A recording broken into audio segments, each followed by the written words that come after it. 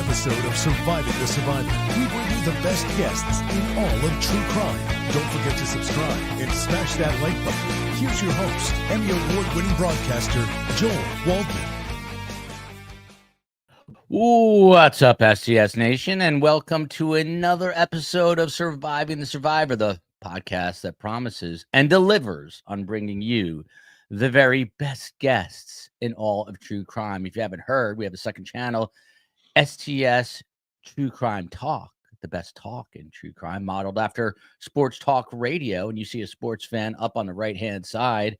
We're going to dig into a story about a guy named Aiden Manzano, who is a 27-year-old reporter for Telemundo in Kansas City. He was covering the Super Bowl, and very sadly and unfortunately, he never came home from the Super Bowl because he was allegedly drugged by a woman, and that woman now authorities think might be a serial killer. So what a crazy story that is. We're going to dive into that momentarily.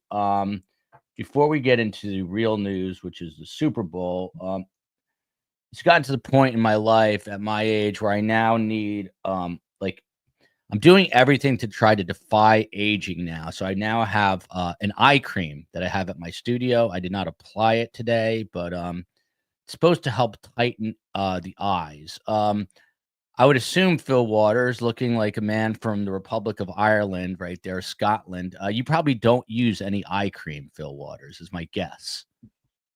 That would be a negative. Correct. Scott Duffey, you're a little more, of a in touch, I guess, maybe with, like I guess they would say the metrosexual side, maybe a little bit. Do you use an eye cream, perhaps? No. All right. Well, so listen, here's the deal. Ned Smith doesn't want us to do the story, by the way, who has the do you know the difference, Phil Waters, between a knitting needle and a sewing needle? So we these are like family to us, these people. However, I've never seen Ned Smith, and she's in our chat every day. So I picture her with a hair up in a bun, and I always say a sewing needle, but I'm always corrected to then say it is a knitting needle, not a sewing needle. Do you know the difference between a knitting and a sewing needle, Phil Waters? We were potato sacks. The only difference I know is that the knitting needle is, I think, longer and probably has a larger gauge to it than a sewing needle. Scott Duffey, any thoughts on sewing versus knitting? Anybody whose first time this is for this, if you saw this somehow and you're like, oh, I want to check out a true crime podcast, and wow, there's going to be America's most respected homicide detective and FBI agent on and all. And now you're here and you're like, what have I been duped into? This is Fridays on STS. But look at this. Carol Newman became a YouTube member. Scott Duffey, any thoughts on sewing versus knitting needles? No, not for the sake of sewing or knitting. But they do make great stabbing, if we want to keep the true crime genre.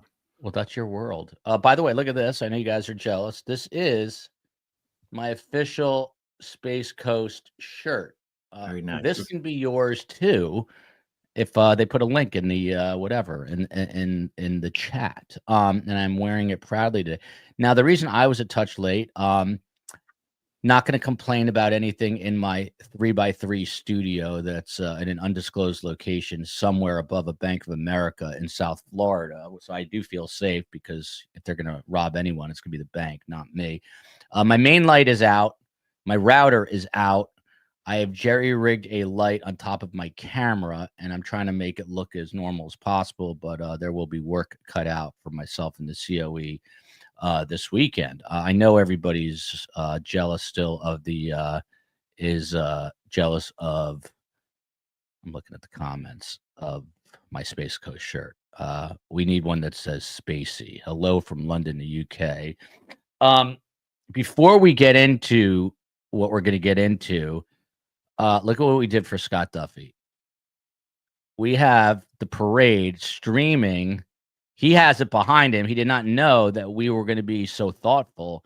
Scott Duffey, you decided to forego the parade for STS. I'm sure there was a other, more complex reason, but let's pretend that you just did it because you wanted to be here and not at the parade. And by the way, it looks like it's absolutely freezing out. Whenever it's sunny in the winter, it's freezing. So, number one, is it freezing out there?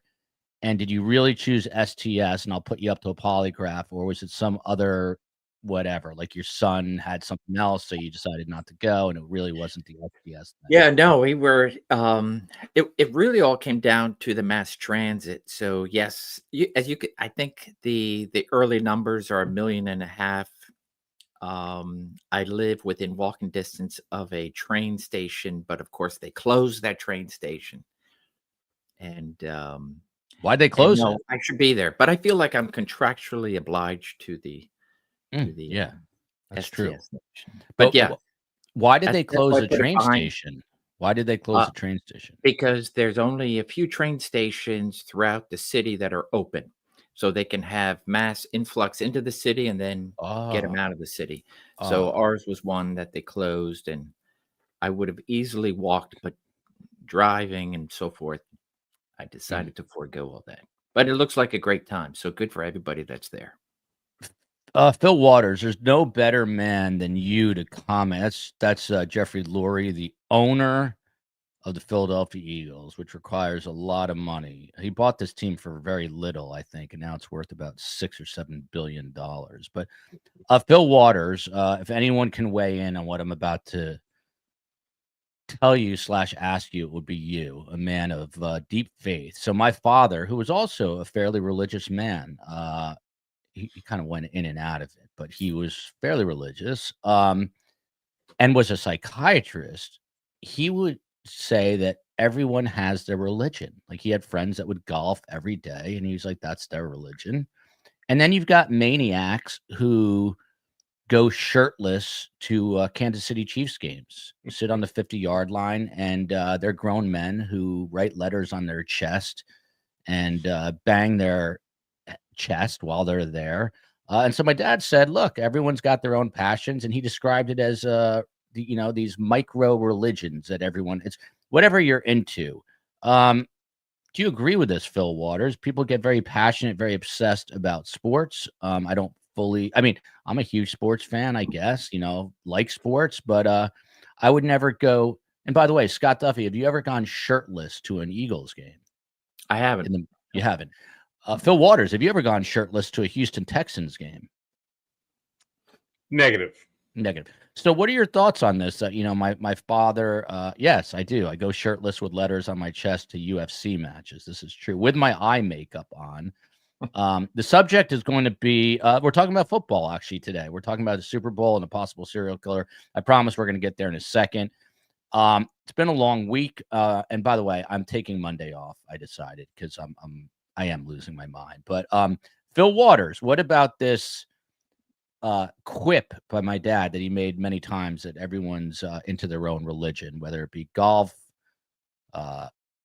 Jesus, whether it be sewing, knitting? What are your thoughts on that? Do you think everyone's got this little passion in life?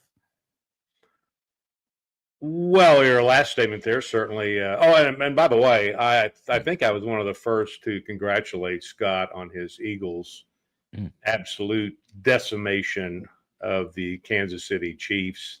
Yep. That was. I've only seen the Cowboys lose in that fashion, but it was.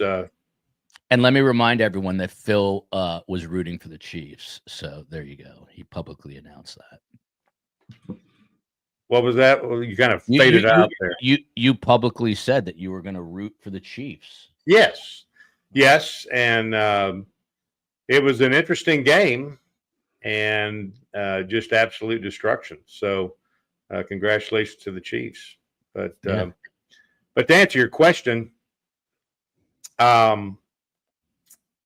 if one will consider that religion is man's attempt to communicate with God in whatever form they choose that to be, then I would certainly agree with your dad. And that's what it is. So yes, there are people that have different types of religions. And of course, that's a big difference between what I've talked about, the relationship that Christ wants to have with each one of us. So that's the difference. Religion is a man thing, and relationship is a God thing. Scott Duffey, please answer this honestly. It's a Sunday. There's a Sunday mass, as there is on Sunday, but you are gifted 50-yard line tickets, front row, to the Eagles game. And you're sitting with Jeffrey Lurie, the owner, even though he's in the box, but he's going to come down and sit with you.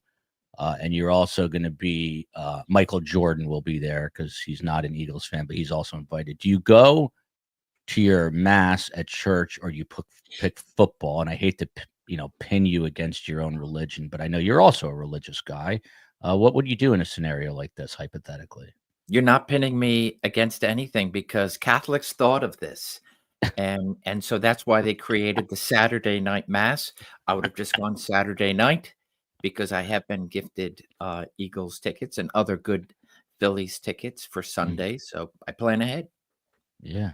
And by the way, as an FBI agent, why do you need public transport? Can't you just get in your car, put a little light on the top, and speed over? Can you not do that anymore? What would happen if you did that? Yeah. When I did have my bureau car, and there were a few events that I wanted to go to, typically they were PGA events. I would utilize what tools I had to park where nobody else could. So, yep, yeah. I did take. By the way, did they still have that light that you used to see in Starsky and Hutch or whatever, that they would stick out the window and put on the roof? Yeah, I have one, but no, they don't use those anymore. How do those things stick on? Is it like a magnet? Yeah, it's a magnet. Yep. Yeah. Wow, that's fascinating. Nice red. Yeah, red or blue. Phil, did you ever have one of those lights that you would pop onto your top of your car? The Kojak light? No, I had my emergency equipment was up on my front windshield and my back windshield. Oh, I love it. Look at this. Why are you all wearing hats? Interestingly, well, obviously Scott is chilly and supporting the Eagles. I'm wearing a hat because I just got back from the gym. And Phil said to us, I feel left out. He didn't have a hat, but he always keeps a hat in the office. And then he put on his Sean Connery hat. Team player. There you go.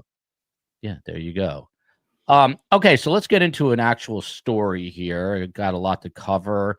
Dr. Detective Troy Looney is in the house. He's been on the last couple of weeks, and he's got his own show coming up on our second channel, True Crime Talk. The guy's name is Aiden Manzano, 27 years old, and we're supposed to have photos and video, but we'll see if that happens. 27 years old. He's a sports reporter, Phil Waters, for Telemundo, Kansas City. And apparently he was excellent at what he did. And he was like a rising star in sports broadcasting. Goes to the Super Bowl. And authorities now suspect that he was drugged and then robbed before his untimely death. He was found February 5th in his room at the Comfort Inn and Suites in Kenner, Louisiana. And this is, again, while he's covering it. Third year that he was out there covering it. He's also, very sadly, a single father who was raising his 2-year-old daughter. And this is after his wife died in a car accident last year. So that is heartbreaking. So now this 2-year-old has no father and no mother. Now, you're looking at surveillance video of this woman who is now the suspect, named Danette Colbert. I'm sorry. No relation to Stephen. Danette Colbert, and she's from Slidell, Louisiana. So, Phil, let me stop there because I just threw out a ton of stuff. You get called, and you go out there and you see a 27-year-old and he's dead on a bed. That's suspicious right off the bat because 27-year-olds are not going to die. If it was a city of Philadelphia, and I'm poking fun at Philly now, it might have happened a different way. But here, authorities, closed the scene and suspected maybe something was wrong. If you arrive on that scene with your experience, let's say this is in Houston, what are some of the first things that you are doing there? Well, I'm going to enter the scene and begin to let the scene talk to me. So I want to see what my first impression is going to be of where the body is, what's the state of the body. Do we see any outward signs of any kind of trauma? We'll look around for beverages, empty bottles, what's in the refrigerator, empty cans, what's in the refrigerator. Want to look at if there's any kind of food stuffs around, empty pizza boxes or that kind of thing, just to try to get a feel of what happened, what the situation was before this person expired. And is there any sign of a struggle? If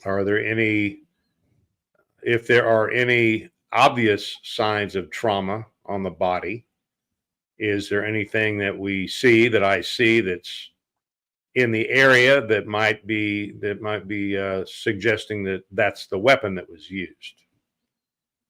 I want to see how many glasses, if there are glasses set up on the table in the bedroom, if there are 2 glasses, which of course would suggest that there may have been another person there. And look at those glasses just from, again, we're not touching anything, we're not handling anything, but just as a first glance, I'd look at those glasses and see if we have any lipstick on those glasses. That's fascinating to me. Fascinating. I would never even think of that. By the way, speaking of lipstick on glasses, it is Valentine's Day. So to all the women out there and the wives, it's not a big deal in our house. I'll tell you why. The COE's birthday is in 5 days, everybody. 5 days. That's the real holiday. So I give myself an When's her birthday? What's the day? February 19th. My beloved mother's birthday was on the 18th. Oh, happy birthday to Phil's right in there. Mother. Yeah. There you go. Oh man. But happy Valentine's Day. Let me digress for one moment. Phil Waters, on Valentine's Day, you're with your bride of many, many years. Do you do something special on Valentine's Day, or is it just business as usual? Well, the short answer is no, and I'm going to get, the haters are really going to love my next comment. So I don't recognize Valentine's Day. It's a fake holiday, I call it, put together by the Hallmark Card Company. So I don't participate in it.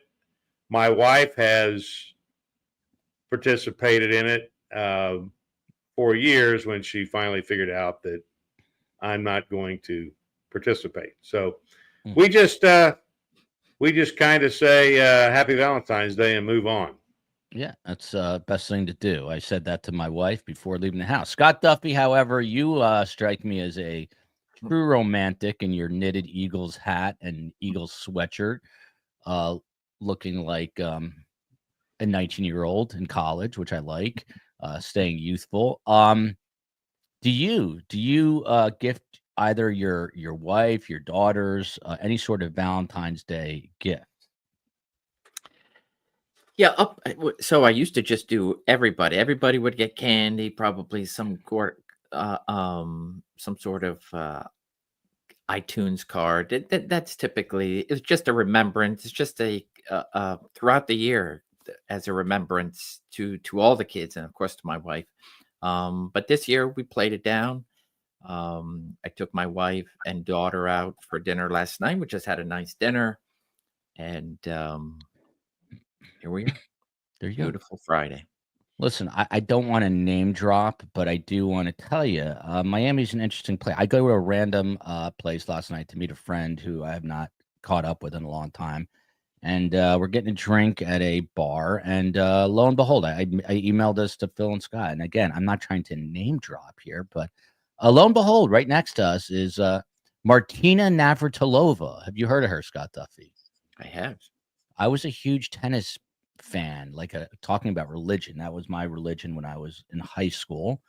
And there was no one more dominant than Martina Navratilova. And she is married to a woman who is a former Miss Soviet Union or Miss Russia. And she was with her. And I had seen her before, but I didn't realize like she's tall and physically she has a little bit of her gait. You can tell she's up there in years. She's almost 70, but she's a tall woman and strong woman. And for those who do not know who she is or never saw her play, she inspired like the Serena Williams of the world, but she was the first that I remember super dominant, like dominant. Before that, there was like Chris Evert, but Martina. And anyway, I was professing my adoration for her, and she couldn't care less. But we were just, you never know who you're going to meet in this world, I guess is what I'm saying. All right, no one's interested in that. So let's move on here to Mish from Cape Town, South Africa. Do Scott and Phil think people have gone more insane than say, this has come up before, than say 20 years ago? Or were they this nuts then and we just have access to information and are just aware of everything that happens these days? Phil Waters, your response. Well, have they gone more insane? I don't know that's the case. I think there is a level of evil that we've risen to that maybe has not been around, or maybe has been around periodically. I think what the difference is now and 20 years ago is that the communication gap is like zero. So the minute something happens, it's not a good thing, because what typically happens now in our media world, when something happens, they just want to be the first ones to get it out there, and it doesn't matter what the facts or the truth are. So it's just get it out there and start spinning it however they want to spin it to get more people to watch. So that's the nature of the beast. So I think that that is what maybe impresses people, that there is more going on in that area of crime and so forth. So I think a lot of it has to do with just the fact that we are a very small world now because of the communication of all this information. Yeah, I mean, I can tell you, like as a little kid, I would get I hated going into New York City. It was like the scariest place with graffiti everywhere, and people coming up and squeeging your windows. And this was 40 years ago, so I think it's probably always been there. Look at this from Blackwador, the Republic of Ireland. I love every thong, but she means everything. Everything you say, you gorgeous old curmudgeon, Phil. So. A gorgeous girl. Well, thank you, Blackwador. I was going to say I love every thong. I just wondered if she'd looked inside my underwear drawer. But this Tam I actually purchased in Ireland when we were in Galway, and my grandmother's family on my dad's side, her people come from County Cork, and so. Yeah, I've kissed the Blarney Stone and all that, and according to Ancestry.com, I think I'm 31% Irish, something along those lines. So yeah.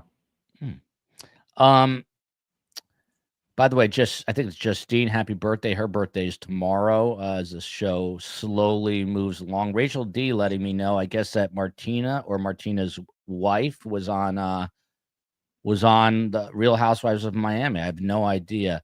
Phil Duffey, are you a Phil Duffey? I just said Phil Duffey. That's awesome. Phil Duffey. Oh man. Phil Waters, are you a big fan of the Housewives of whatever city series? Do you watch that religiously? No. I've never watched 1 second of that series of ridiculous shows. Yeah. So Scott Duffey, Phil Waters, we're back to a potential serial killer in New Orleans here. That's what we're back to. Now, Scott Duffey, number one, these images always haunt me because you're literally, by the way, this guy is tall. I didn't realize how tall he is. And look at his face, very likable. Again, he's raising a 2-year-old daughter after his wife is killed in a car accident.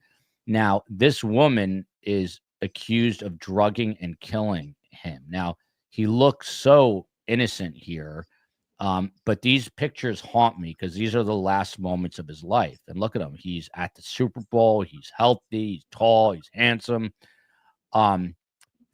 Phil said that one of the things that he looks for, which is fascinating to me, is lipstick smudges on glasses. I would never think. My obvious first thought, either he did drugs himself or was drinking and doing drugs with buddies, but I wouldn't think that it was maybe a woman behind this. So is it just Phil's experience as a homicide detective? Is this something you're all trained to do? Would you be looking for signs of a woman, a female encounter here, and that female encounter had gone bad? Because it wouldn't even be on my radar, I don't think. Yeah, I love Phil's renditions when he gives the step-by-step of a homicide detective walking into a crime scene. So, but I would absolutely follow through with with the question regarding, are things worse now than they were before? Phil and I've lived this. This was our adult lives, going to crime scenes, if not homicides, other, for me, not so many homicides, but being in the drug and the gang world and the robbery world. So every day was a day at the park. It was true crime galore. But what I love about this, and I think, especially knowing that I'm going to a hotel, and anytime you're investigating any kind of crimes, and I've investigated robberies of hotels, the store clerk and whatnot, is surveillance footage. And so what I love about seeing these stills is the fact that she's not coming in the darkness of night is she going to his room? They're together, which shows that. And look at the other picture with him in a bag.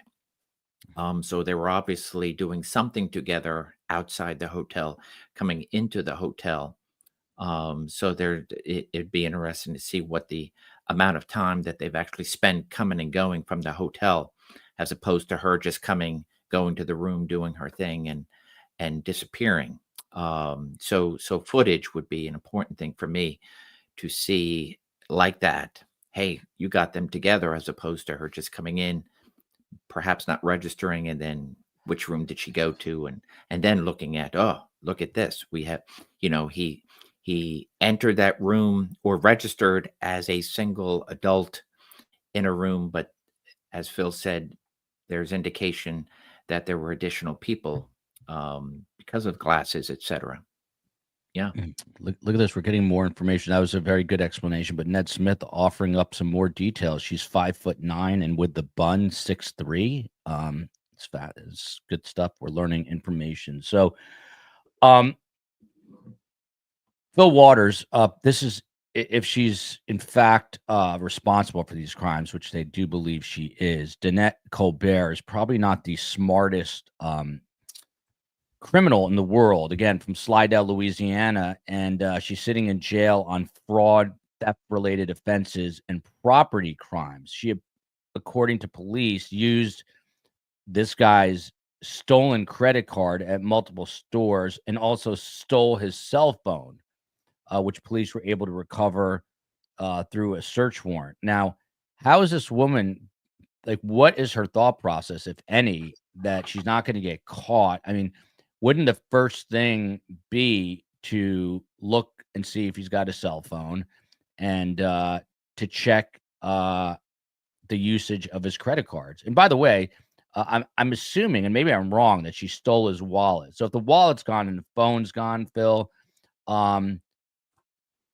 guess, how do you ID this guy? Do you go to the front lobby, say, tell me who's staying in room, whatever, and then do you call the bank and say, hey, tell me his credit cards, and then you run those cards to see if there was transactions made? Is that the process? Well, that's part of it, sure. But we're talking about things that are going to be done, as opposed to things that we're doing at the scene. So we're putting together all that to have those things to be done. We're going to, of course, check and see who's in the room. When did they check in? Was it prepaid? So forth and so on.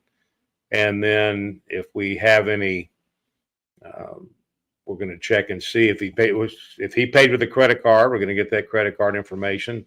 Then we're going to contact whoever that carrier is, whoever that provider is, and find out if the card has been used after the time that we believe his death occurred. My sense is that number one, and then you got to go to the beginning, right? How does he and why does he get hooked up with her in the first place? So yeah, it'll be interesting to find out if this was the first time that they have ever gotten together. They look pretty familiar with one another, just in looking at these clips and the manner in which they're moving around this hotel. So that piques my curiosity. Is this the first encounter now? And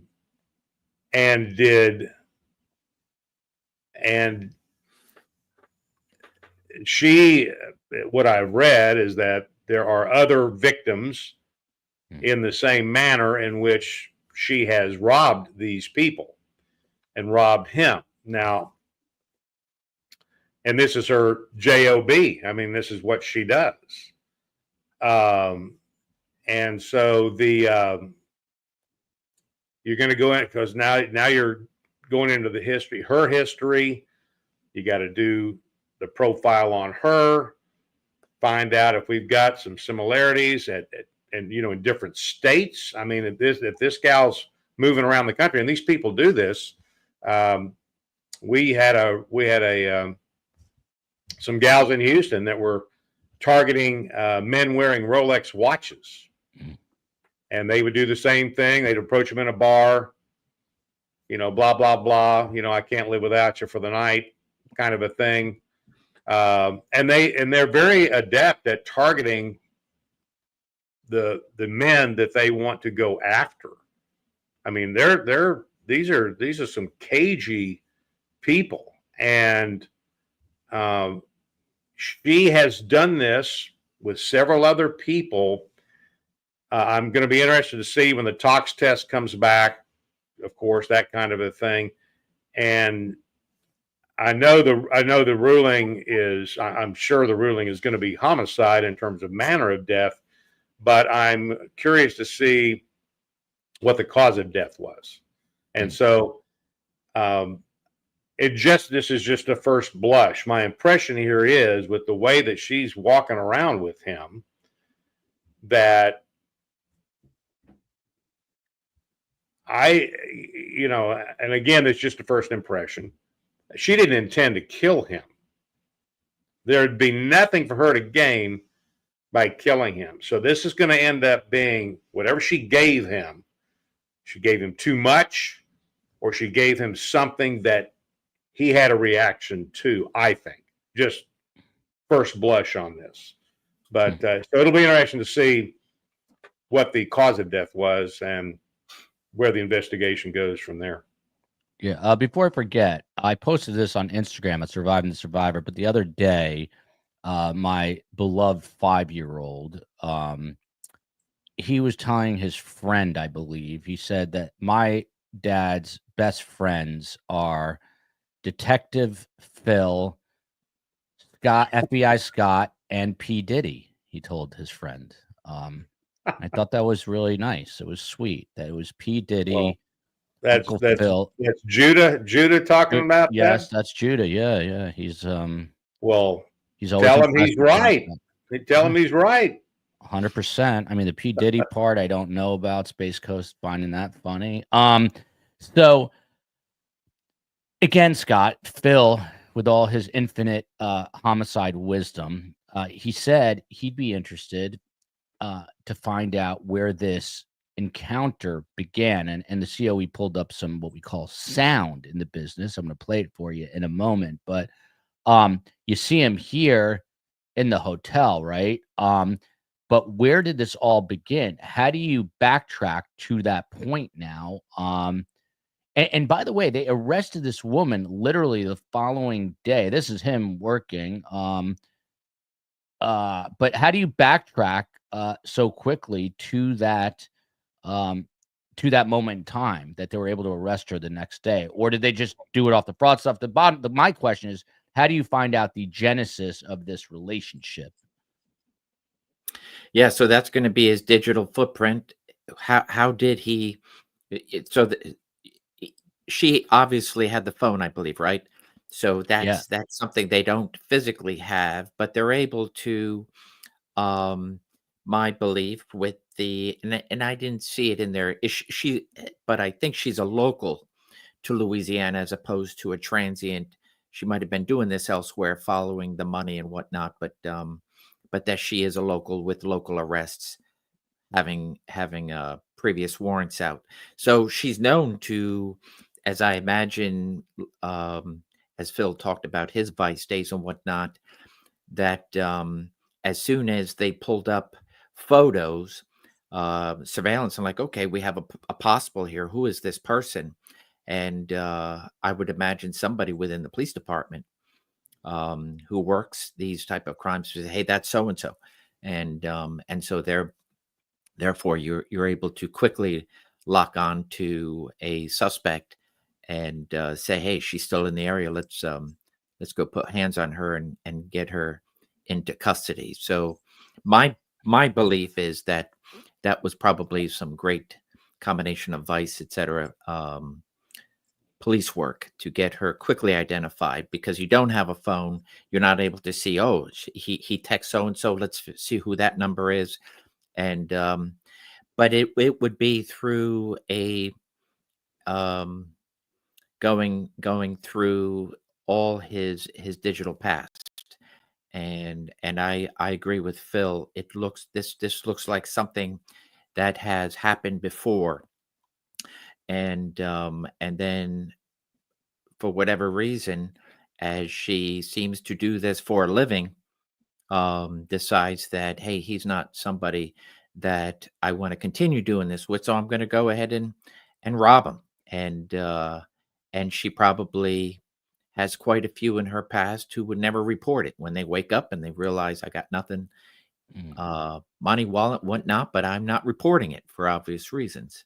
They have lives, people they don't want knowing, and people like her know exactly who their victims are. So I wonder why, if they do have a previous connection, because it does seem like the two of them seem very comfortable, as opposed to a quick one stop, and cameras might not have picked up the two of them coming and going together.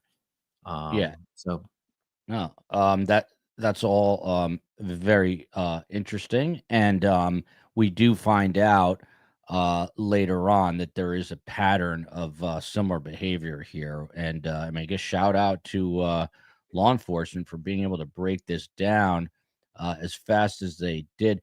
COE, did you say that there's sound? I'm going to play this. I think this is it. Let's watch this together. I think there's a sound bite from a previous victim here. Ending kind of around outside talking with some other people, and asked me if I wanted to go in and have a drink, and I was like, sure. Butler says he left his first drink on the table when he went to order a second round. When I started on my second drink, like, I started feeling very strange just within a matter of minutes, like woozy.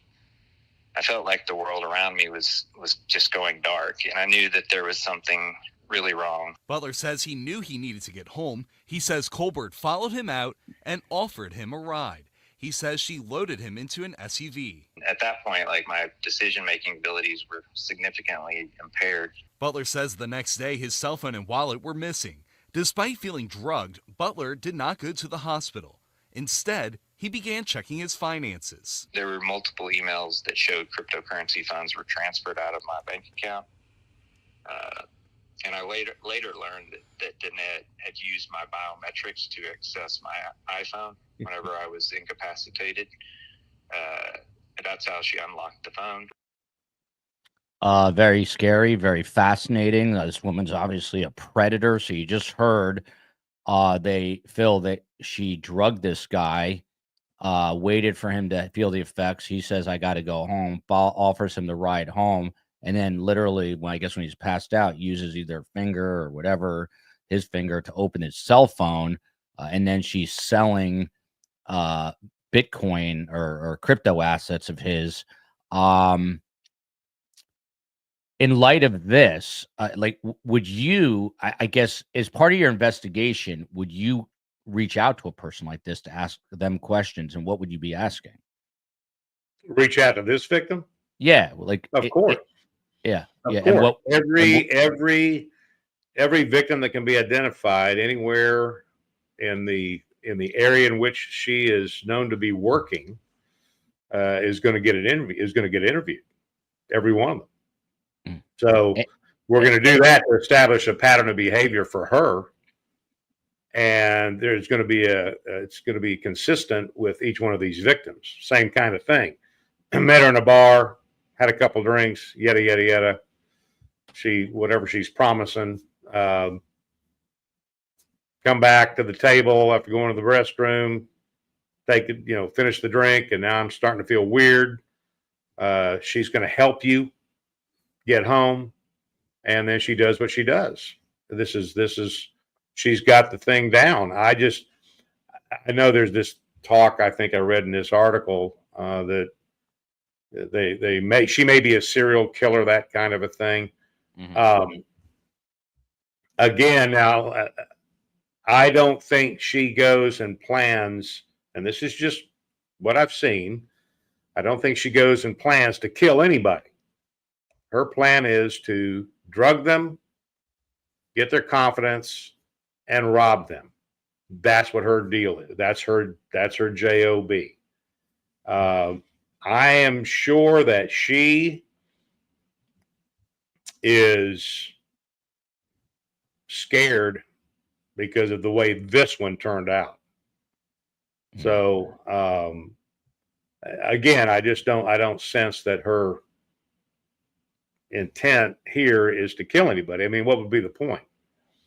She got what she wanted. She didn't have to kill the guy. So she got what she wanted.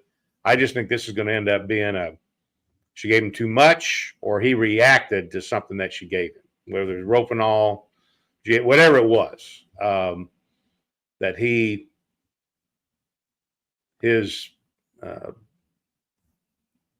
body did not accept it, and something, of course, we don't know what medication he was taking. Yeah. So that would be another thing I'd be looking for in the room. I'd be looking to see if he's got if there's any medication in his, in his luggage, that kind of a thing.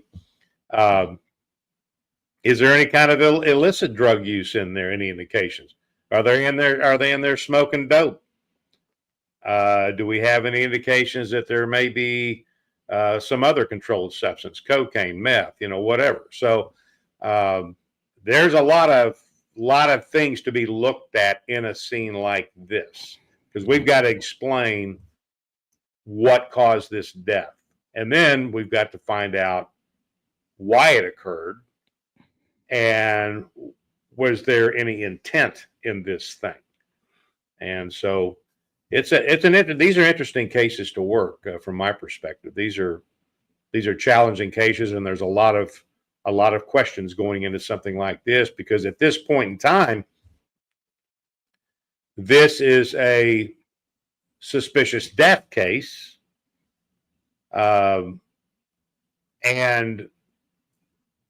the other side of this may be that he ingested something on his own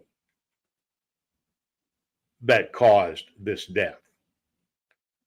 And I would imagine that once he's passed out, that she just does what she does normally.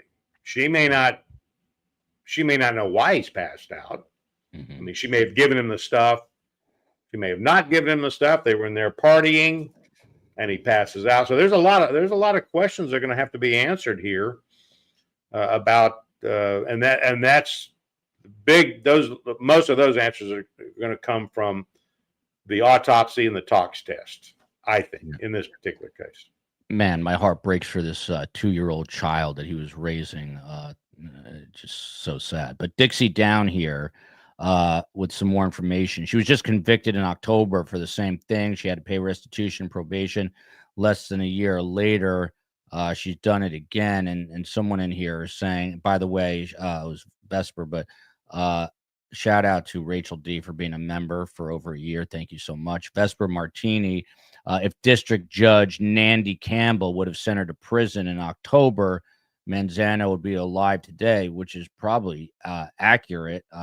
There's always gaps in the system. But then the COE with this question, Scott Duffey, I'm going to get into it in a minute. There apparently someone else, if not a few, that have suffered the same fate. So what do you classify a person who's not intending to kill, but may have left a wake of dead people in her rear view mirror?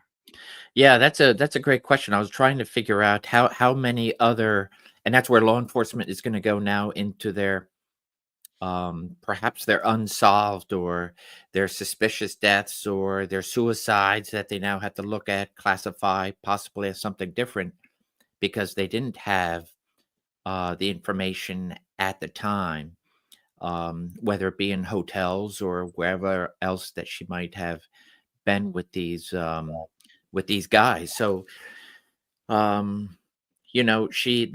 think it's safe to say she's a serial robber, and this is her MO. This is her easy way to get money. I would imagine the sound that you have of previous victims dwarfs the amount of victims that actually are who never wanted to tell this tale in public to anybody.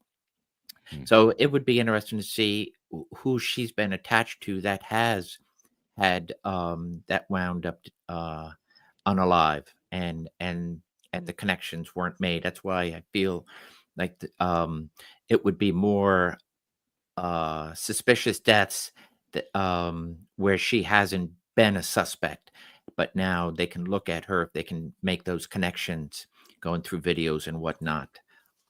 But she's a serial robber. She's done this before. She's convicted before, and she's doing it again, as I saw in one comment, less than a year later and less months later from her actual conviction and her slap on her wrist probation, because they don't look at this. And my belief is you had a victim that wasn't willing to go all out as well, to say it's my bad. But as my kids were growing up and working in the drug world, drugs, even though there's no honor among thieves, as well as drug dealers and whatnot, there was, and I do believe, with regards to today versus decades ago, that there are so many things that are put into drugs. So, for example, fentanyl is just winding its way everywhere. That even drug dealers and whoever her drug dealer is, they don't know what they're actually giving, and so what they think is going to be something that's just going to put them out for a little bit winds up killing them. So it's really, I think Phil hit it on. This is going to be very difficult, depending on how what drug, what the tox report will be, and so forth, and can they tie that to her as opposed to it was a consensual party, whatever. It's not as easy as it sounds. Yeah, well, hopefully the pattern, the history behind her will help get her a conviction here. But Phil Waters, during the search of Colbert, no relation to Stevens' home, 5 cell phones are found, including one belonging to this guy, and a stash of narcotics. It doesn't tell you what kind of stash of narcotics. Manzano's death ruled a homicide, and toxicology reports that we've been talking about are pending. Investigators suspect drug poisoning, which seems pretty obvious. But Phil, there's 4 other cell phones in there that don't belong to Manzano. What are you doing with those 4 cell phones? Going to find out who owns them. Who do they belong to? Dumb question, but what's the process for that? Like, what if you can't? What if the battery is dead? You get a new battery. Like, how does do you hand this to like a digital forensics guy? Yeah, those phones go over. They'll run. I mean, if the batteries are dead, they'll charge the phones up. And remember too, I mean, there's a lot of things you can only get off the phone directly, but then there's a lot of historical data that's going to be whatever carrier they have, text messages and that kind of thing. So they'll have to do we would do a what's called a Cellbrite dump. That just happens to be the piece of equipment that we use to extract that digital data off these phones. And it's pretty incredible the stuff you get off the phones when you dump them. I would imagine now she may have gone to the trouble of, re-imaging those phones, which would take all of the material off those phones. I know they're even when you do that with laptops and computers, that you can still go into a part of that will still retain some of it. So there's a lot of work to be done on this case. So all these phones, you want to find out where those phones came from, what's the number attached to that phone, who was that person. And Scott's already alluded to it. I'm going to bet you there's going to be more victims out there that have not reported this than there are victims who have, because this is embarrassing. And, in his case, of course, he's got these, he's got his kids, and so he's a single father and that kind of a thing. And for the sake of the discussion, let's just assume that he didn't die, but he got robbed nonetheless. My instinct is that he wouldn't have reported this. This is the kind of thing that you lose your job over. This is embarrassing, because the thought of somebody who is, for all intents and purposes, is a normal guy, whatever, and then somebody walks up to him and starts to talk to them, speak with them, promises of things later and so forth and so on, get involved with these people. And then what's always struck me, in particular, these cases we had in Houston with the Rolex watches, some of these men they would take these women to their homes, which I just can't imagine. But we had in fact, we had one of the lieutenants in Homicide who used to work Vice. This ring was going on, and so he was set up working undercover and where we knew some of these victims had come from. And he did get approached. And the last thing he remembers before he woke up in the middle of I-10 was this woman that he was talking to at a bar and having a drink with her. And so, yeah, these folks, they don't have any scruples. They're out to get what they want to get, and it is dangerous. So something like this now we have. She's a serial robber, as Scott's talked about, but she's now gotten off into a whole different bailiwick. I'd just be curious to see if there are other deaths attributed to her. And I tell you what, if there are other deaths attributed to her, yeah, there are. We're going to get to it in a second. Okay, well then somewhere the system is broke. Yeah, and those, by the way, that's in Vegas. So I'm sorry. I think the other Las Vegas is also a place that she was operating. Well, I know she's all over the country. I mean, we've seen these people all over, and she's probably been a titty dancer someplace. And she's running around, and she goes and she does her little thing there at the titty bar, and then she goes out at night and picks out her targets and does this. So these are multi-talented crooks. They've got their, no pun intended, but they've got their fingers in a lot of different areas. Yeah.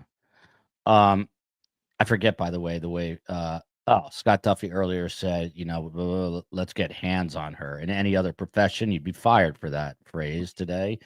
But as an FBI agent, you can say that, or a homicide detective, let's get hands on her. I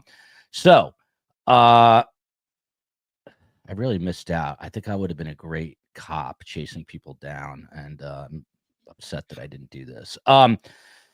So there's a MO, and then we're gonna get in the other case, and then we're gonna talk about some other stuff, and then we're gonna say goodbye. But the MO basically, Scott, it's not difficult to kind of figure out, but the police laid it out that she's targeting these men, as Phil just alluded to, at hotels and casinos, and then she drugs them, she steals all the valuables, and the victim profile here, the victimology, if you will, affluent men traveling alone. I can tell you this guy, unless he inherited money, ain't affluent with his career at 27 in TV news. But with multiple similar cases spanning from Vegas to New Orleans,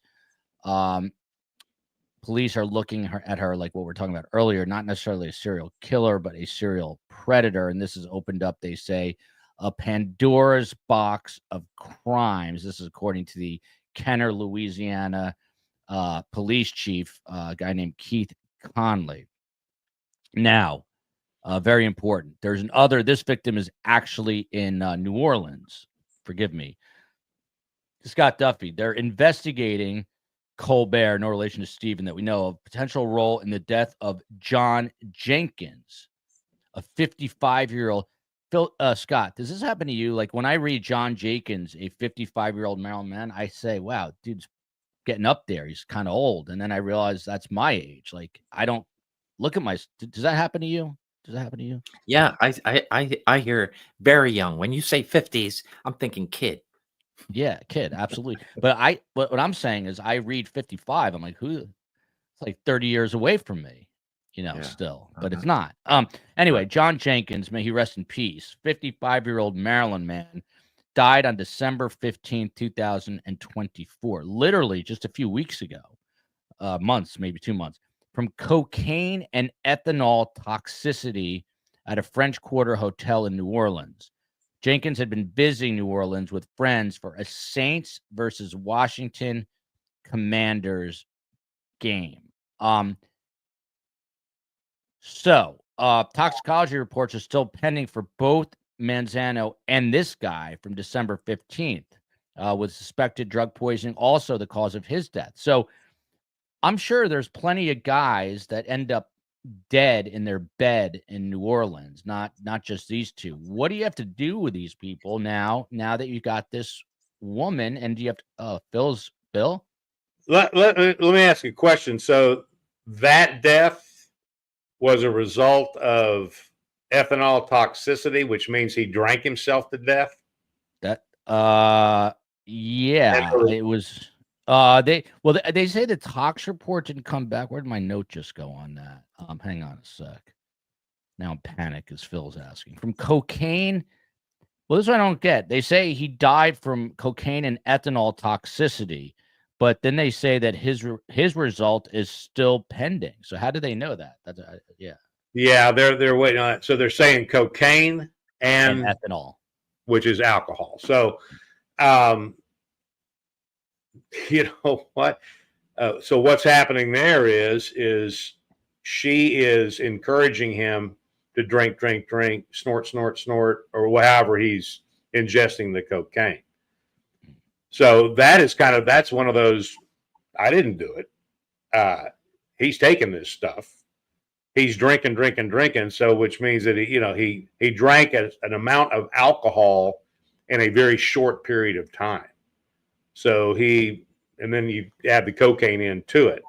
So that kind of toxicity at that level, she's not forcing that on him.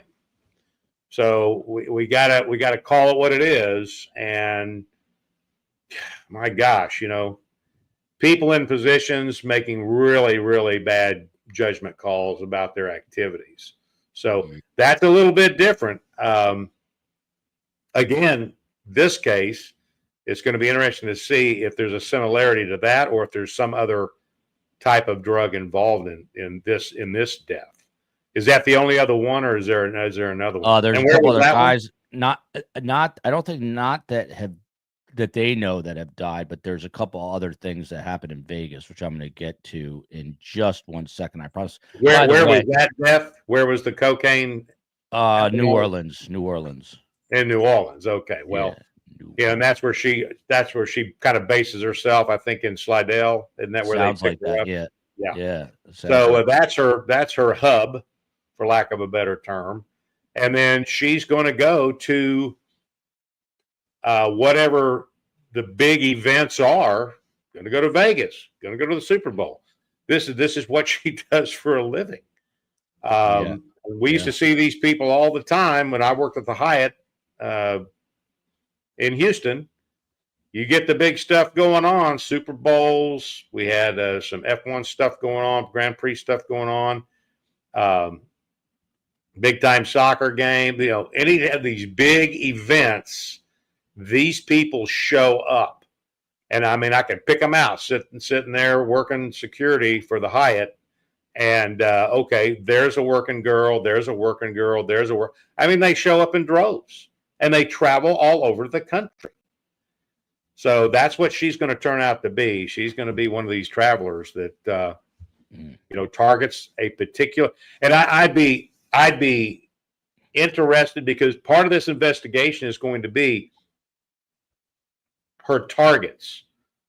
You mentioned the word victimology, so you're going to be putting this together, and this is going to be who were the targets.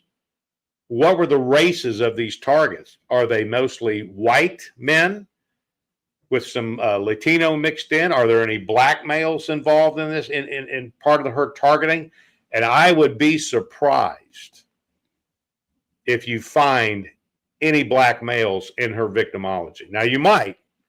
Interesting. But I would be surprised. Why do you say that? Well, because my sense is that, and I'm going to get a bunch of comments about this, that she's not going to be able to pull off her routine as easily with a black male.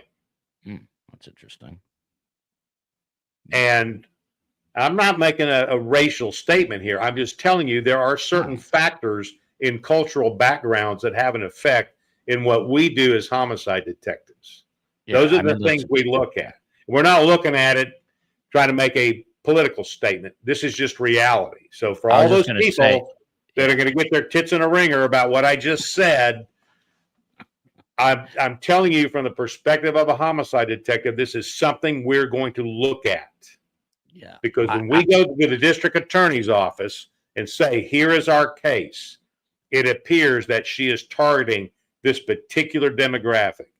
She is targeting this particular type of person, this particular sex. This is what they're doing. And it all goes to building that case.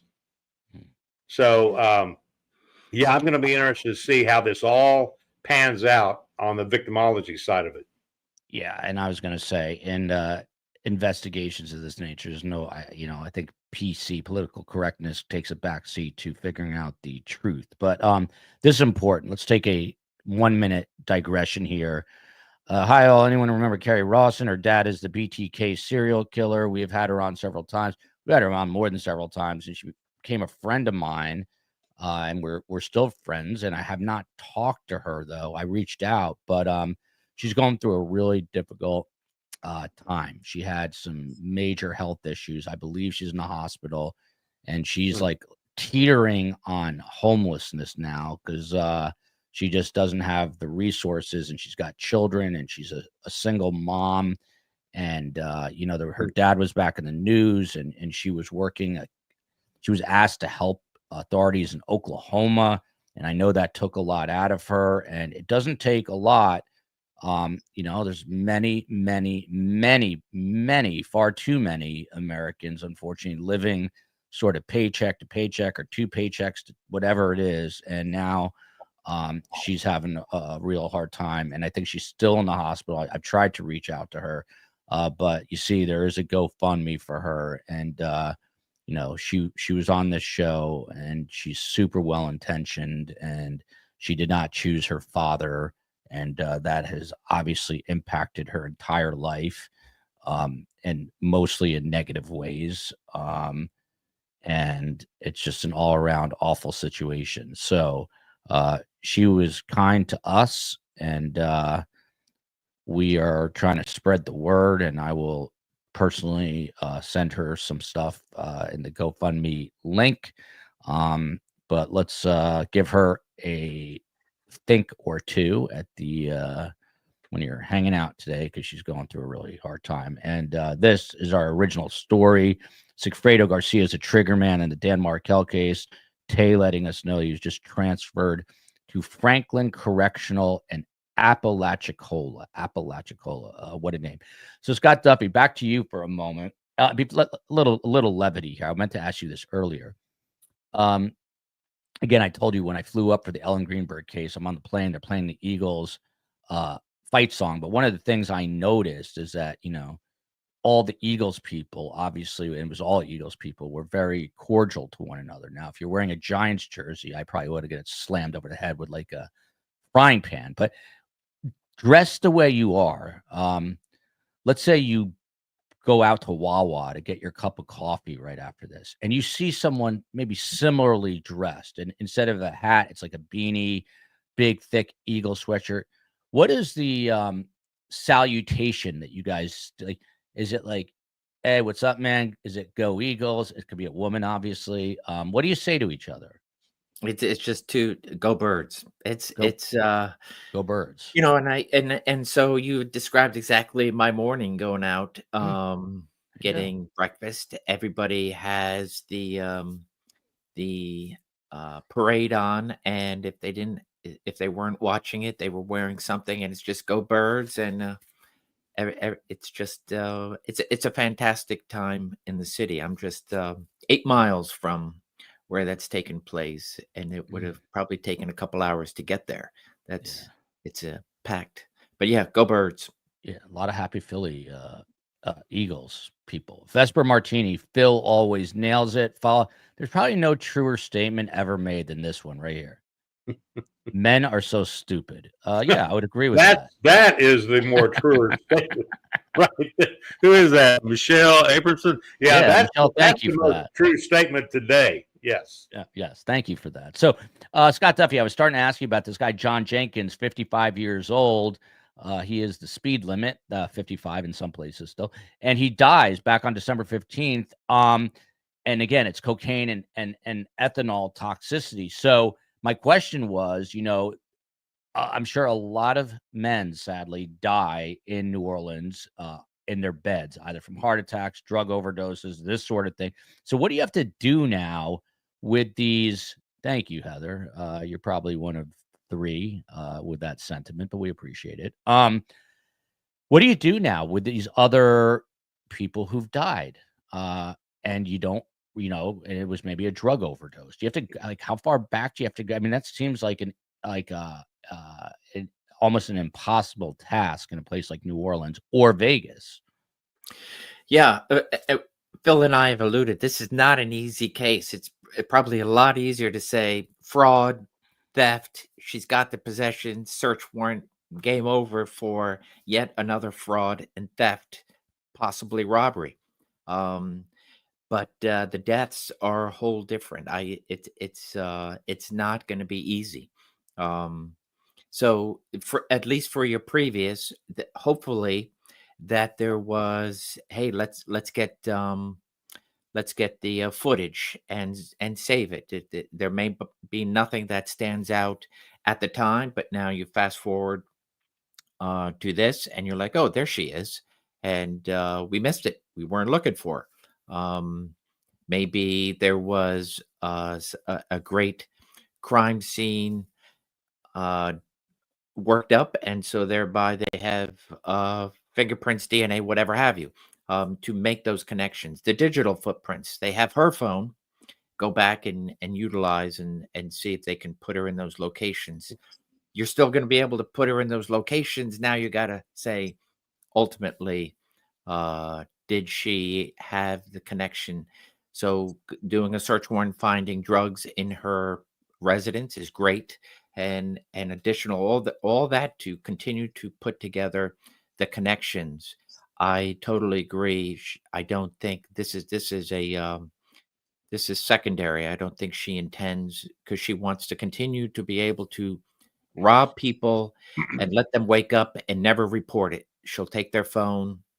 She'll get away for a few hours working up their credit cards, and some report it. She knows she's going to walk out with the slap on the wrist. She does not intend to harm these victims, but we live in a day and age where things are just so upside down in the drug world that she does not know what medications, what their reaction's going to be, and so it's a tough case to prove that she killed them. Yeah. And Scott, let me ask you, like, okay, just a hypothetical. Let's say 6 months ago, in some other hotel, a guy was found. How long or how far back did video surveillance go in a hotel? At least, and things. It all depends what they're using. However, typically it's 30 days, and it could be shorter, could be a little bit longer. And now a lot of with the digital, with the cloud. And so it all depends what that company is willing to pay for that storage, like body cams and whatnot. At some point, it has to be erased because the storage in and of itself is cost. And so if a business bottom line, hey, law enforcement didn't collect it that day, so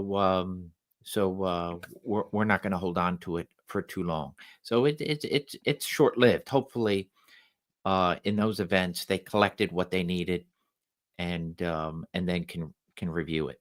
Do you find that, like, the more expensive, like the Four Seasons and whatever, do they tend to have a bigger, longer archive of their video? You know what? I found that the more money they had, the cheaper they were in spending on their video surveillance. That's amazing. It's. I hope things have changed, but that's been my experience. Wow. There you go. Four Seasons, get your act together. What else? St. Regis, get your act together. All right. So, Phil, two other incidents that I have in my notes right now. And I'm going to run through them, and then we'll get on to other stuff and then get out of here. Back on January 17th, 2022. So now we're talking 3 years ago. The Wynn Casino, a very nice casino. I've been there. An unidentified man meets two women at a bar at the Wynn Casino, invites them to his Tower Suites room. The victim reports feeling drugged, blacking out, and waking up with a long list here: blood on his pillow, bed, and face, urine on himself and the bed, $99,100 in property stolen, including $50,000 in cash, I'd like to bring $50K to the win. 11,000 in win casino chips, $30,000 Rolex watch, 2 Louis, I think it's Louis Vuitton bags, 7,000, an iPhone, 1,100. And on surveillance video there, they captured Colbert leaving the room with a large bag. That's a lot of money. So that's one thing. And then incident number 2.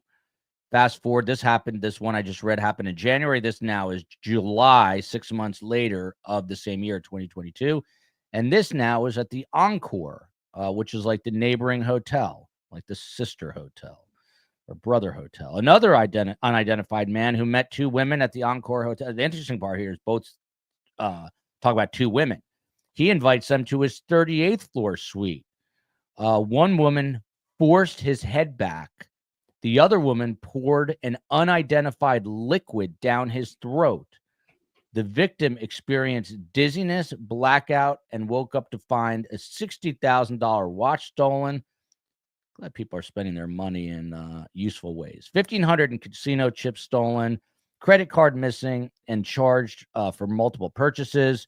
Surveillance video shows that Colbert, no relation to Stephen that we know of, returned to the hotel on July 11, 2002, wearing the same blonde wig from the night of the crime, charged with grand larceny and administering a drug to commit a felony. Both Las Vegas cases were dismissed by the Clark County District Attorney's Office. Both victims declined to testify. Charges dropped. Colbert released. And there you go. Now, a Kansas City criminal defense attorney, I guess, who might be helping the family of this latest guy, is calling the system a failure, an absolute failure. Phil Waters just laid out 2 other instances. I mean, my guess is that there's hundreds of these, but what 2 things catch my attention. This is involving this same suspect? Yes, yeah. But in Vegas, it's 2 people. Well, my first comment would be it looks like she hit the jackpot. And the second comment would be that comment that was on the screen earlier that said men are stupid. Well, those 2 guys are the poster children for that comment, so for that poster. So look, and whoever made the comment that the system failed. Is that the last thing? I believe this is an attorney for the latest victim's family. No, because it's the attorney said the system failed. That's what he's saying. Yeah. Well, he's wrong. The system didn't fail. If you don't have a complainant, you don't have a crime. So if those 2, which goes to the whole thing, they didn't want to testify because it's too freaking embarrassing. Yeah. Because now we're going to lay out for our entire family, everybody we work with, and it sounds like they are men with money and position, and they don't want to be embarrassed. So Phil Waters, I'm going to have you address this because this is interesting. Ida Shaw is a lawyer, and she's screaming, but they are victims. Hypothetically, it was the other way around. If it was a man drugging a woman and you said they're idiots, I'm just playing devil's advocate. People would be outraged. But your reaction to this comment, Phil Waters, I want to give you a chance. Well, if we want to get into the business of semantics here, yeah, they're victims. Now, I'm going to tell you this. They are self-inflicted in their victimhood. Okay? Yeah. If we're not sitting down at the craps table rolling dice with these freaking people and drinking and having a deal, and they're promising you whatever, that you're going to, we're going to go up and whoop-de-doo, I'm going to put it on you. And then they go, knowing that they have tens of thousands of dollars of watches and cash and material things. And then really they pass out and all their stuff is gone. And that's, they're a victim. Look, that's self-inflicted. That is bad judgment. And the system is only going to go as far as this victim wants to pursue it. And what did you just say? In those two cases, the victims, we call them complainants in the business. So the complainants in those cases both refused to testify. Is that what you just read? Yes, sir. Then the charges are dismissed. Yeah. If you don't have a complainant, you don't have a charge with which to prosecute. That's it. It's over. So the state is not going to feel sorry for you and pick up the case and try these people because they feel sorry for you if you're not willing to put skin in the game. So, look, I start with these. I'm not sympathetic to those guys. They made some really bad decisions. They got caught up in it. They got victimized because of the bad decisions they made. And then they don't even have the backbone to go in and testify against somebody like this to prevent her from doing this to other people. Yeah. So I'm telling you, those guys are selfish in my view. And so I'm sorry. That's a whole different deal there. And only in cases of family violence, at least in Texas, will the state move forward in prosecution when you have a complainant that refuses to testify or pursue it. Only in cases of family violence. But these things like this, I'm sorry, but they brought it on themselves. And in my book, they don't fit the definition of victims. Yeah.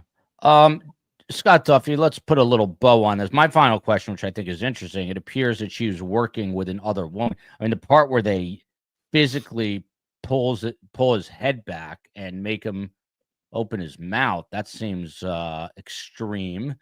But I'd like to see what that technique was that forced him to open his mouth. Yeah, that may be why he was handcuffed to the bed. I mean, who knows? Come on.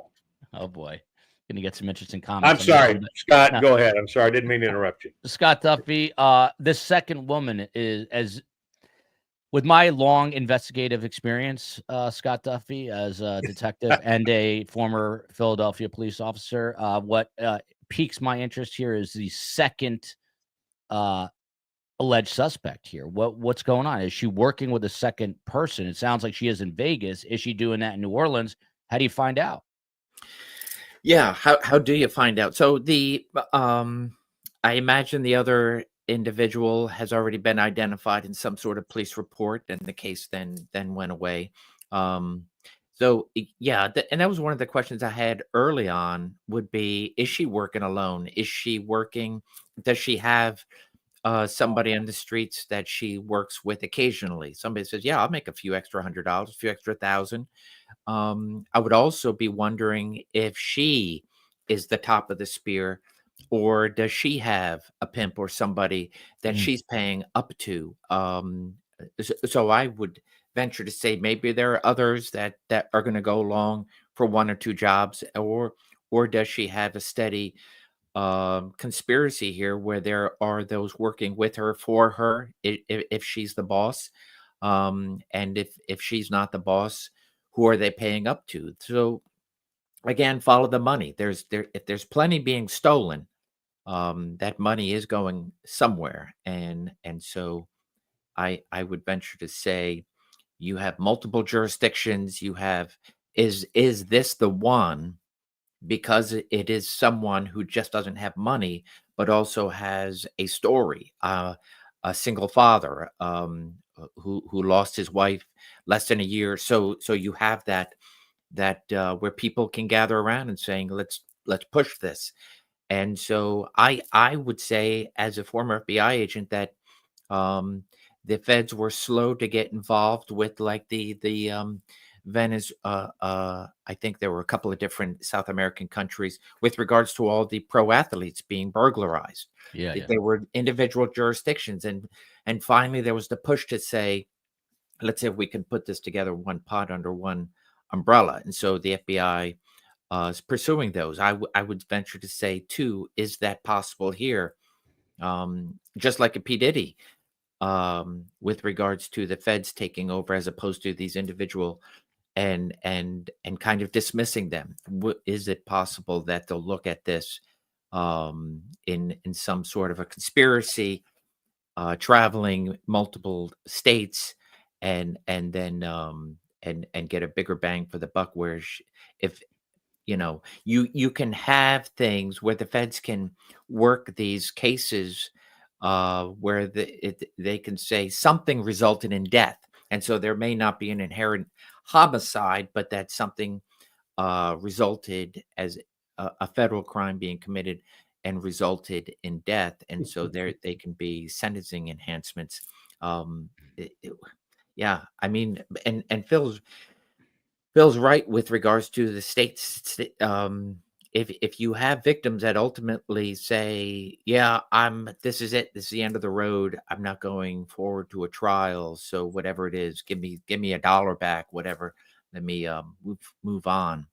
The states are left with nothing more than, okay, it's just yet another stamp, closed case, and that's that. So maybe this will be that catalyst, but I don't know. It's still a tough case to prove that she did it. Yeah. Patricia Siebold here. Well, Scott, let me make one quick comment here. What Scott just described here. Yeah. Look, if those two guys in Vegas had pursued the prosecution of this woman, this young man would not be dead today. Not for this reason. Yeah. There's truth to that. Yeah. Patricia Siebold here. Scott chose to forego the parade, which is on in the background, to stay home with Chi-Chi. I'd be remiss if I did not ask, how is Chi-Chi the chinchilla? Oh, he's alive and well. He does well. As a matter of fact, he's only a few feet from me.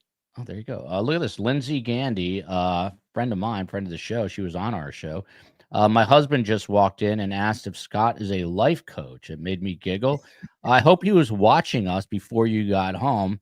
By the way, her husband is a manly man, military guy, like a real manly man. But he could maybe use some life advice.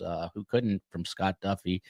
And maybe Scott will start a counseling career in life lessons. Okay, so off of this story, onto the next one, though, is more brutal than any story in recent months. It's absolutely devastating. We'll go through it quickly because I can't handle it. But all right, one second, if I could, I'm going to pull a Phil here. Yeah, please. Yeah, good for you, Scott. And only because I've met him a few times. I think you might as well have heard the name, but this rings of a John Belaris. John Belaris was a Philadelphia. I know John Belaris. Yeah. So people can Google him. Philly, NBC 10, very popular. He when I was a police officer, he came to the same bars that we hung out at. Always had some of the most, many beautiful women around him. We would always be like, "There's John," and then went to Florida, and he too came out very publicly, worked with the FBI as a result of John got caught in a very similar, very, very well organized ring of women going and drugged him in a high end bar down in Miami, and lost significant amount of money. He sort of lost his career after that, by the way. And his career. Yeah, he lost his career. He was quite the womanizer. What's he up to now? At one point he was a weatherman somewhere else in like a very small town in Pennsylvania, I believe. I think he's in real estate. Oh, that's what everyone in news does when they get out and they can't get back in. They do real estate. Are you single, Scott? I don't know how to answer that. He's not. That's sack up. Yeah. Okay, so this next story is really a rough one. So I'm sure you guys have heard, but Phil Waters, a Wyoming mother, shoots 4 daughters inside their home, killing 3 of them before turning the gun on herself. This happened this past Monday. 32-year-old mother. She calls dispatchers around 1:30 p.m. reporting that her daughters have been shot. She believes that they were dead. She tells dispatchers where to find the bodies of children. The sheriff is quoted as saying that 2 children would be located upstairs in their cribs and 2 children would be located downstairs in their shared bedroom. The woman then told dispatchers that she was going to shoot herself and could also be found in the bedroom. Dispatchers pleaded with the woman to remain on the line, but the woman said she could not stay on the line, that it was just too late. And she was right. 4 children were shot. She was found unalived on the scene, self-unalived. There is a 2-year-old and 9-year-old pronounced dead on scene. A 7-year-old, presumably hers, flown to Billings, Montana, where she was then transferred to a hospital in Salt Lake City, where she is basically clinging to life. And there is a GoFundMe set up that I can put into the link, but just an awful situation. Her husband, I think it's her ex-husband, publicly came out and said this is not a monster. This is a woman that I guess had postpartum depression. Phil, we periodically hear about these stories. I feel like we're becoming more and more immune to them to some extent, because, like you go back to some other cases where, Susan Smith, Andrea Yates, and those got tremendous media attention. This was in the news this week, but I guess the question is, what do we do about postpartum depression, Phil? And this seems to be a real thing where women can't, in certain situations, handle it, and they unalive their kids. I mean, I assume there was red flags. Any comment about this difficult topic? Well, these scenes of familicide and infanticide, that kind of thing, they are always horrific. And it's all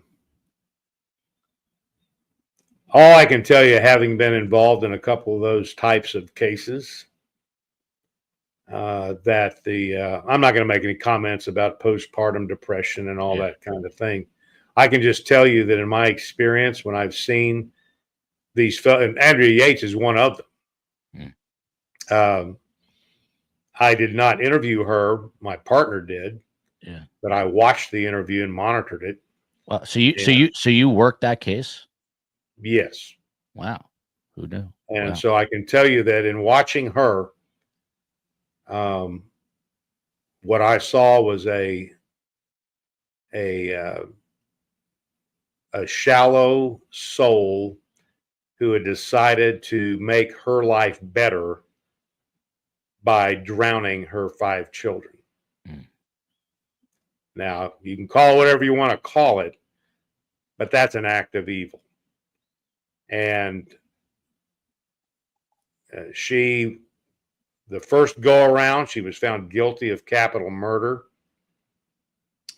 Then she got a retrial, and she was found not guilty by virtue of insanity, and is, I believe, still in a state mental institution up at Rusk, I think. I believe she's asked to be kept there. Like, she doesn't trust herself. Yes, she doesn't want out, and so she'll be housed there, for the rest of her life at her request at this point.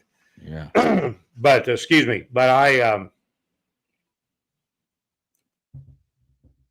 look, I tell you what. I mean, I've walked into, and I don't want to describe them here, but I've walked into a scene where a Houston police officer, an ex-Houston police officer, had been fired, murdered his 2 sons. I'm just going to tell you that, for those folks that want to blame stuff on mental illness and that kind of thing. Listen, there's evil in the world. And sometimes, many times, it manifests itself into acts like this. And so the circumstances under which these things occur, that's a great discussion to have in terms of, is there any way to prevent these kinds of things from happening based on what's going on in that person's life? But I can tell you, and I've said it before, any one of us is capable of any act under the right set of circumstances. Mm-hmm. So when you have acts like this, and I've worked several of these scenes of familicide where the family has just been wiped out by the mother or the wife or the father or the husband. I mean, they're just horrific. There's no, except that these folks have just been so tainted and filled with such self-absorption that they think that this is the only way that they can settle their problems. Mm-hmm. And yeah, it's evil. It's horrible. The difference between all of us and Phil and Scott is that they've actually seen these scenes, and that I'm sure sticks in their minds. So on to, I wouldn't say lighter, but it is Valentine's Day. We've got two, and it's not Mother's Day, but these are both mom-related stories. Massachusetts, I want to get off the really grisly stuff, but this one,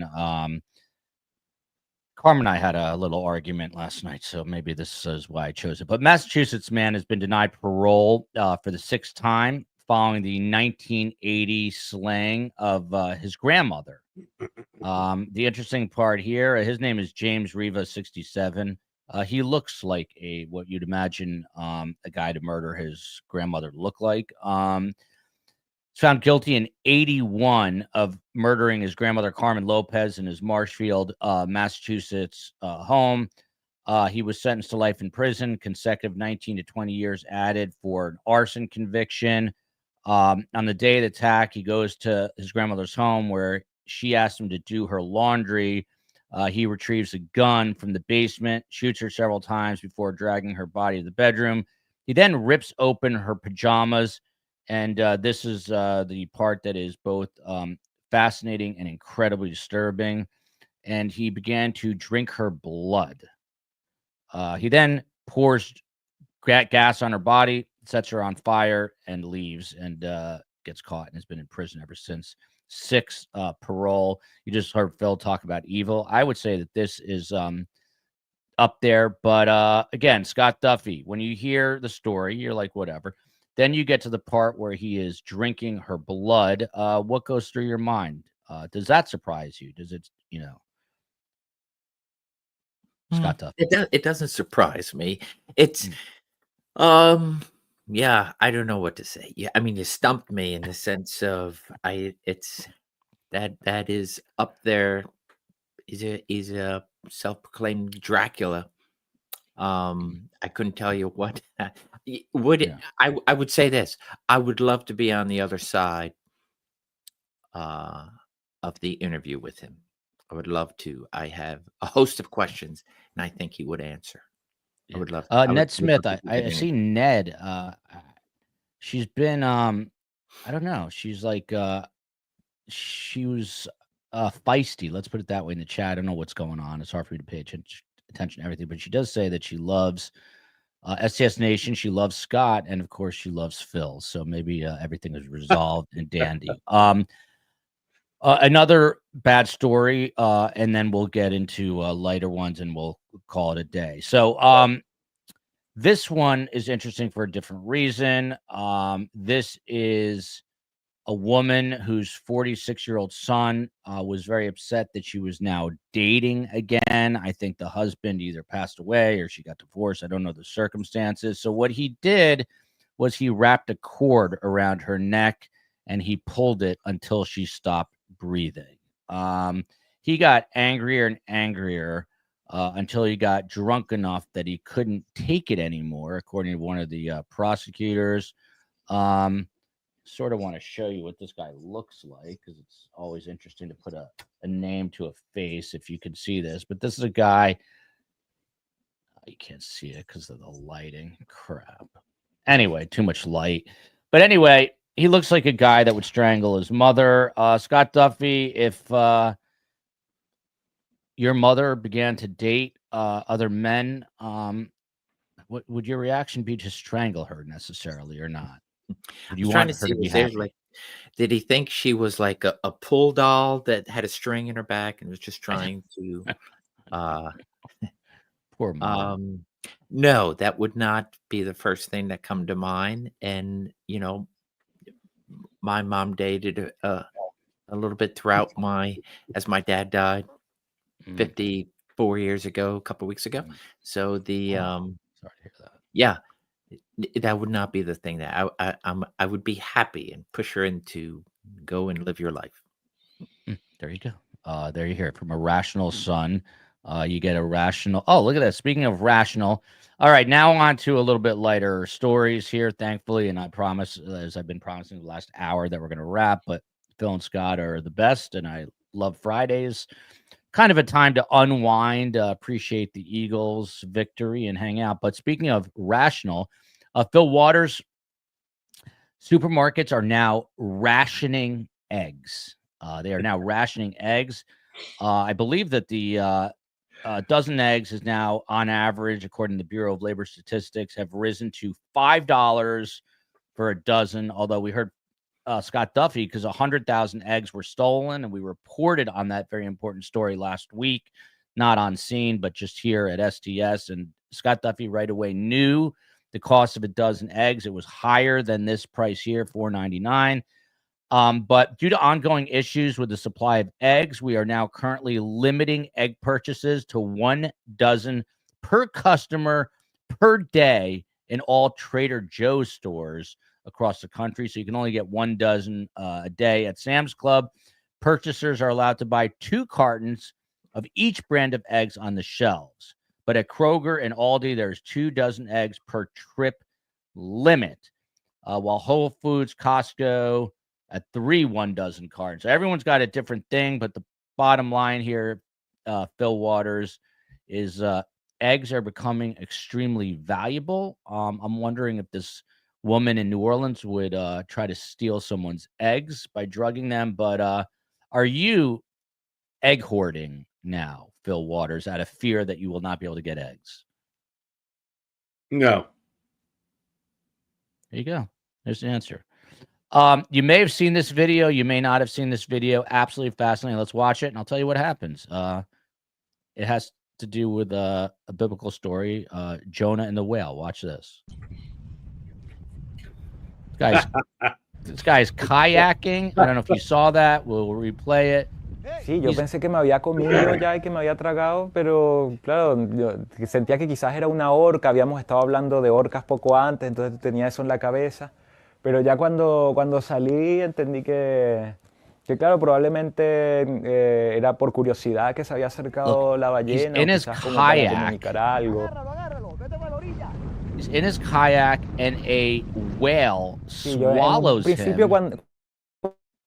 Cuando pensé que fue como, claro, muy terror, porque pensé que ya no podía hacer nada, ¿no? Y cuando salí y empecé a flotar, ahí sentí el miedo de verdad de que también le fuese a pasar algo a mi papá, de que no hubiésemos llegado a tiempo a la orilla y me fuese a dar hipotermia. So I'm going to replay it from the top here. Look at that. It's very quick, but that is a whale that swallows a kayaker and then spits him out. And you just heard Scott Duffey that he thought he was dead. Have you ever, been swallowed by a whale and spit out? Know anyone that's been swallowed by a whale and spit out? Is this the first year ever? Are you surprised by this? Yeah. I mean, I could say I'm surprised by that one. I've never, and to see it actually captured. Yeah. You know, there's a guy in Boston not long ago who said he was swallowed by a whale and spit out. No one believed him. He was kind of a weird fisherman Well, dude. here But it is. here, it's on. Like, what are the chances you're going to record this, right? That's And amazing. Phil Waters, let me ask you here. Why do you think the whale spit this guy out? Like, just in like the way it tasted, or what? Well, the only other whale swallowing that I'm aware of is Jonah in the Old Testament. Yeah. But I think in this particular day, and I saw a thing just last night about these humpback whales that are running around doing this very thing. I mean, they're like swallowing boats and stuff. But this particular whale, I think, now this happened off the coast of Chile, if I'm not mistaken.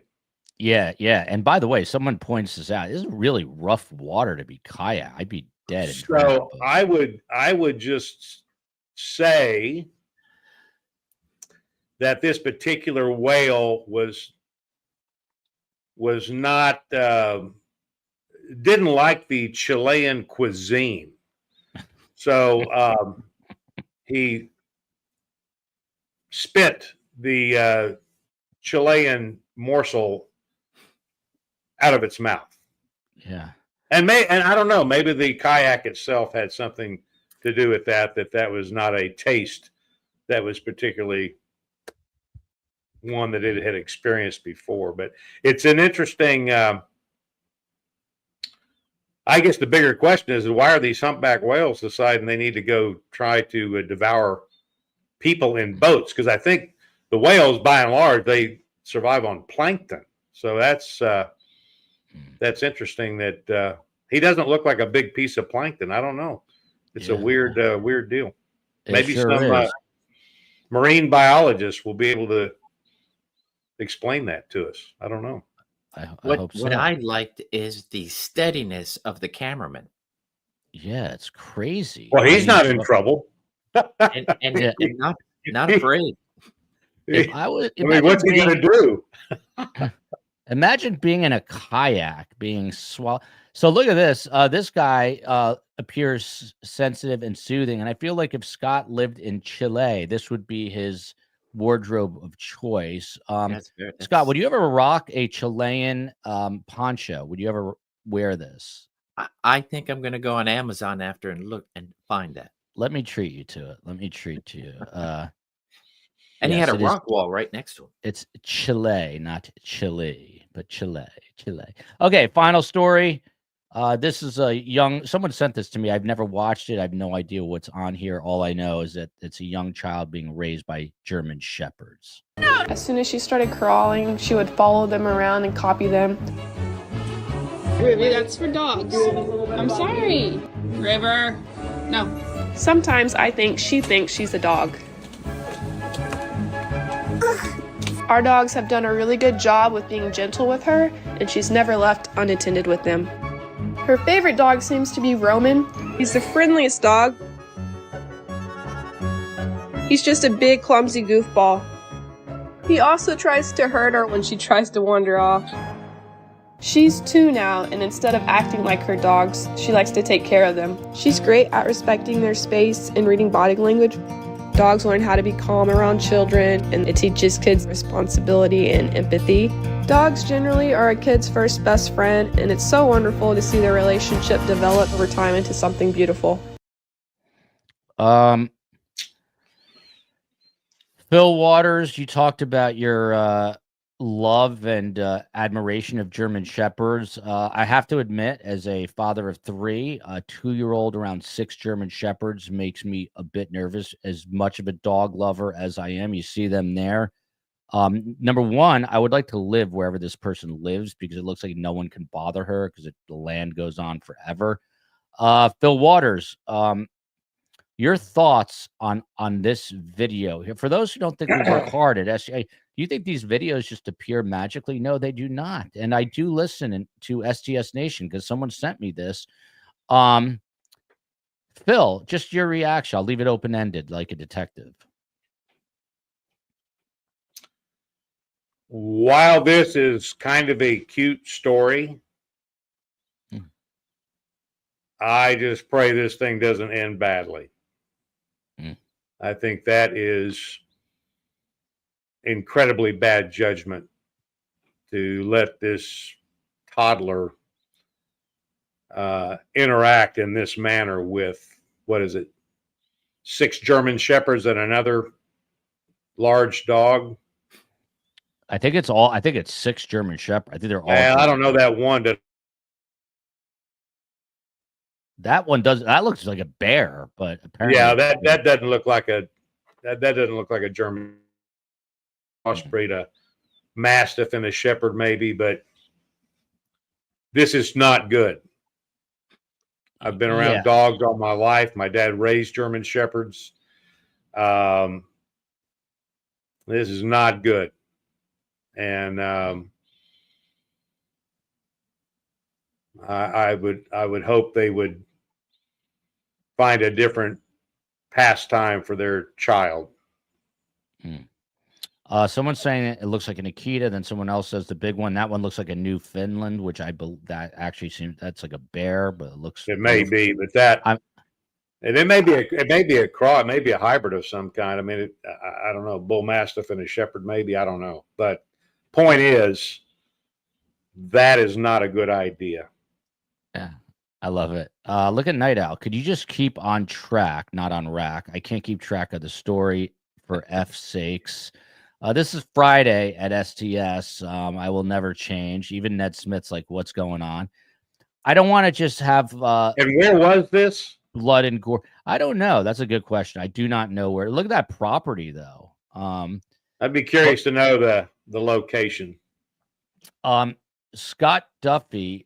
By the way, my dad always told a very not that funny joke, which is actually told by Lenny Bruce, who's considered the greatest comedian of all time. But Lenny Bruce had a joke that it was a young boy raised by a pack of wolves in the forest, and he grows up, the wolves raise him, and he is unbelievably intelligent, gets into Harvard University, and while at Harvard, he is killed chasing a car.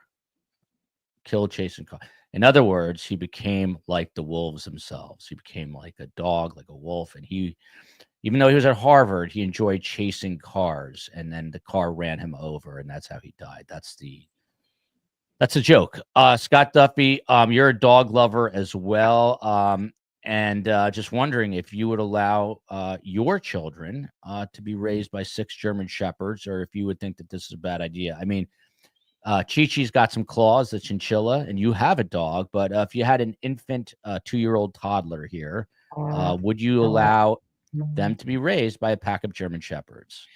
Yeah, I don't know German Shepherds. Never owned one. So I was a collie. My mom raised collies. We've had collies. So, and even a certain collie could get on a dime. So I knew that even the most loving family type dog could, depending on the breed, flip a switch. So I've always enjoyed German Shepherds from afar.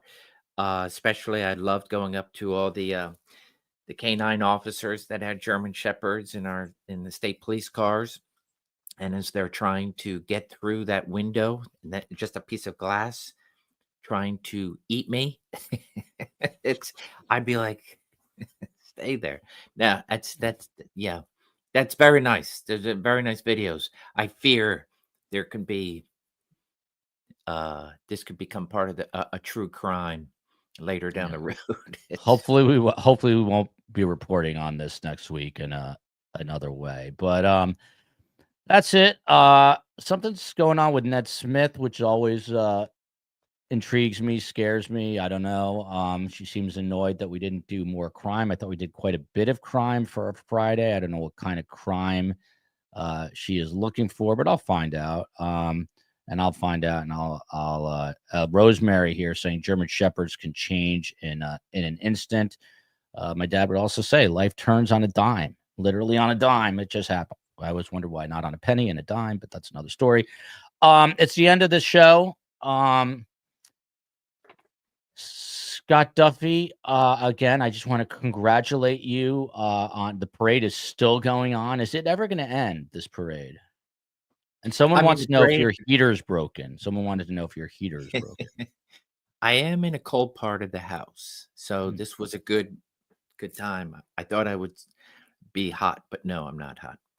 So, but it's clear, right? I just had to. Yeah.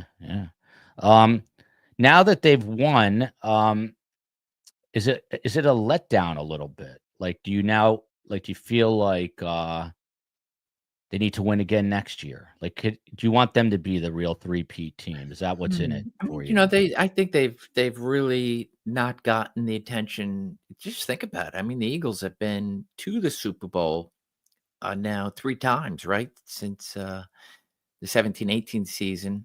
And 2-time winners. So I think we're up there for a solid team going forward. But now it's MLB season. So Phillies. Yeah. Go Phillies. A reminder, Blackwood War, honestly, if you don't text me or email me in another 15 minutes when I get home, I will forget. This is an interesting story that I'm going to keep to 3 seconds. Dogs, speaking of dogs, they all seem to have like weird idiosyncrasies. Well, Ethel, my boxer's idiosyncrasy, is an obsession, an absolute undeniable obsession with hoses. If the water's on, and we have a pool, so we have to put a hose into the pool to keep it full, which I never knew, but it's a whole other story. And I'm not kidding when I say she's probably destroyed 20 or 30 hoses, and I've bought like the quote unquote toughest hoses made out of the toughest material. If she sees a hose, she will run as fast as she can to attack that hose. Scott Duffey, does your dog have any weird obsession like that? Yeah, not this. I'm trying to see. A lot Other of than dogs peanut do. butter, she will tear apart a peanut butter. If I try to get it away from like the jar, I gotta have gloves or something. I gotta distract her. But no, she does not like hoses, because when I go out with the hose or I've tried give her a bath, whoa, she'll be. Does she know that you're a retired FBI, that she's trying to bite you? I don't think she knows. She doesn't know. Okay. She eats the hose every week. This is apparently true.